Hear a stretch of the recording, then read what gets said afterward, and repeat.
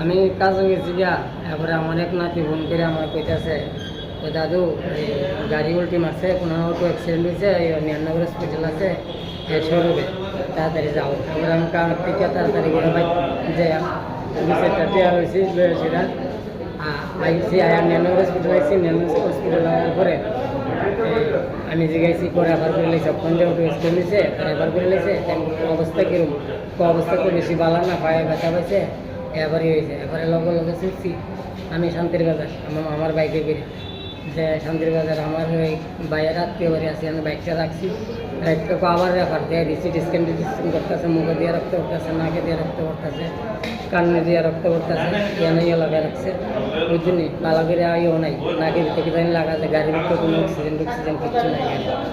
তারপরে জিবি আনছি, আধা রাস্তাতে আনছি করে দিয়া ঘরত বালতির মতন বমি বলি। তখন আমি তো আমার ছেলে বাঁচতো না, আমি কত ডাকছি অ্যাম্বুলেন্স, বাবা বাবা আমি তো আসি, একটু কথা কো বাবা, আমার একটু কথা কো। কেমন হয়েছে ঘটনাটা? আর কোনো বলে উল্টে দিচ্ছে। কই যেতে আসছিল? ব্যাংকে যেতে ছিল অমন টাকা জমা দেবার লাগে, আমি গাড়ি কিস্তি টাকা দিয়েছি। কি নাম ছেলের? স্বরূপ সূত্রধর। বাড়ি কোনখানে? বাড়ি দিমাতলি বৈদ্যুতিক থানা? কি আর বাড়ি। কয়টার সময় ঘটনা?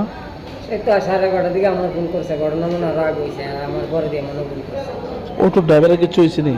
অটো ড্রাইভারের কিচ্ছু হয়েছে না, বুঝছেন, ড্রাইভারের লাইসেন্স ওগুলো নাই, ড্রাইভারের নাম নয়ন নাই।